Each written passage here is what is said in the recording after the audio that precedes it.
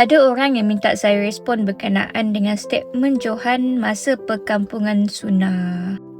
Dalam tempoh beberapa minggu ini memang banyak isu yang timbul. Ada yang cakap, kau asyik ulas pasal perkampungan sunnah, kebaikan apa semua ni kan. Bagilah peluang, take turn lah kan. Okay, hari ni saya ulas berkenaan dengan isu statement Johan di perkampungan sunnah kali ke-8. Ini pandangan peribadi saya, anda nak setuju tak setuju itu terpulang pada diri anda. Pertamanya saya nak kritik dulu. Sepatutnya persoalan tersebut tidak timbul. Tetapi memandangkan program ataupun slot tersebut dilakukan secara spontan, not scripted Dan normally memang kalau event ataupun program yang bersifat reaction ataupun spontan seperti itu, reaction ni adalah benda mengejut. Dia bukan dalam keadaan kita plan atau apa-apa, dia secara spontan. Okey, itu yang pertama. Kita pergi pula dengan statement yang diberikan oleh Johan dalam perkampungan sunnah tersebut. Dia kata kalau ada pilihan, dengar, kalau ada pilihan, sama ada dia nak pilih seorang isteri yang bertudung tetapi tidak solat, dibandingkan dengan seorang wanita yang tidak menutup aurat tetapi dia solat. Johan kata dia akan pilih wanita yang solat walaupun dia tidak bertudung. Kalau daripada segi word ini, anda dapat dengar tak dia menolak syariat? Dia sedang bercakap tentang pilihan pribadi dia dalam memilih pasangan. Jom kita buat ulang kaji. Apakah kriteria-kriteria dalam memilih pasangan? Sekarang kita fokus kepada bagaimana nak memilih seorang isteri. Ini ciri-ciri bukan ketetapan. Kebiasaannya, wanita itu dipilih atas 4 perkara. Yang pertama, rupa parasnya, kecantikan dia. Yang kedua, kekayaannya. Dan yang ketiga, keturunannya. Yang keempat adalah agamanya. Sekarang, kita pergi kepada rukun Islam. Benda yang pertama dalam rukun Islam adalah mengucap 2 kalimah syahadat. Dalam kalimah syahadat itu sendiri adalah tauhid kita. Mengaku bahawa tiada Tuhan yang disembah melainkan Allah dan Rasulullah itu adalah pesuruh Allah. Apa kaitannya?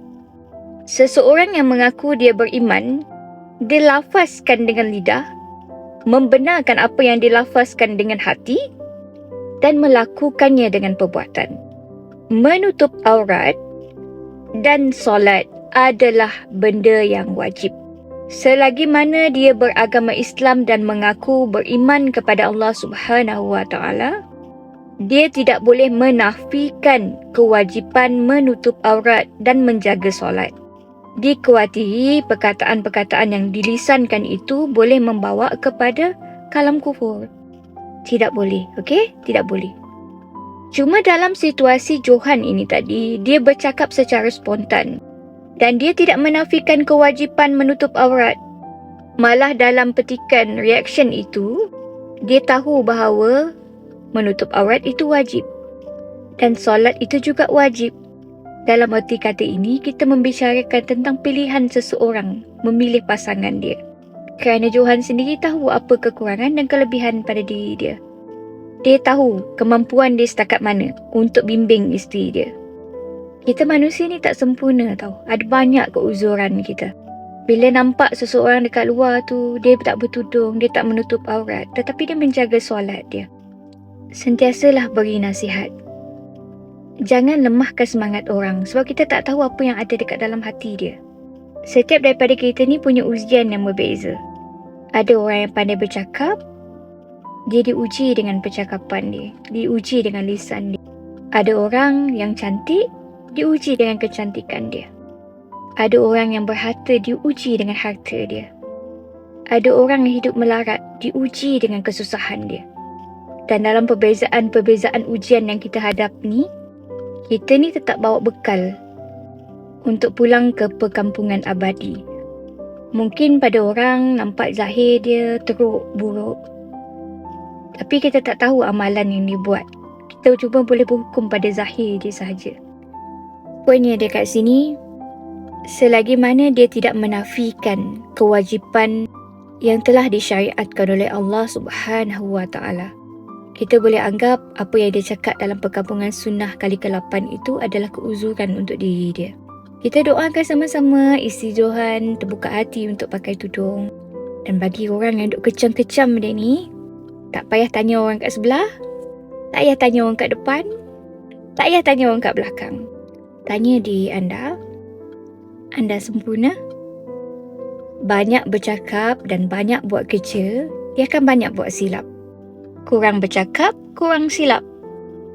Tapi yang paling silap adalah mereka yang tak nak berbuat apa-apa. Kita manusia ni punya tanggungjawab masing-masing.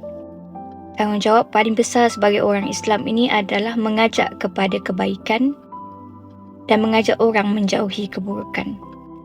Harap anda dapat sesuatu, tak banyak pun sikit boleh lah kan. Subhanakallahumma wa bihamdika asyhadu an la ilaha illa anta astaghfiruka wa atubu ilaik. Assalamualaikum.